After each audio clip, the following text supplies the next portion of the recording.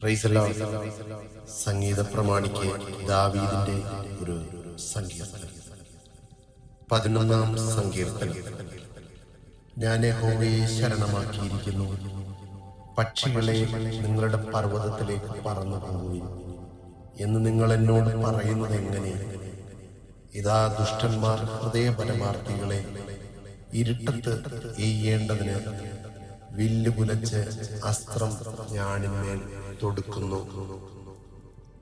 അടിസ്ഥാനങ്ങൾ മറഞ്ഞു പോയാൽ നീതിമാൻ എന്ത് ചെയ്യും?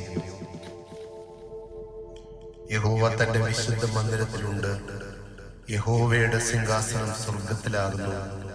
അവന്റെ കണ്ണുകൾ ദർശിക്കുന്നു. അവന്റെ കൺപോളകൾ മനുഷ്യപുത്രന്മാരെ ശോധന ചെയ്യുന്നു. യഹോവ നീതിമാനെ ശോധന ചെയ്യുന്നു. ദുഷ്ടനെയും സാഹസപ്രിയനെയും അവന്റെ ഉള്ളം വെറുക്കുന്നു. ദുഷ്ടന്മാരുടെ മേൽ അവൻ കെണികളെ വർഷിപ്പിക്കും.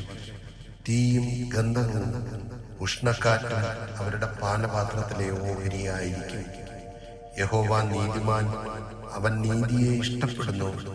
നേരുള്ളവർ അവന്റെ മുഖം കാണും. ആമേൻ.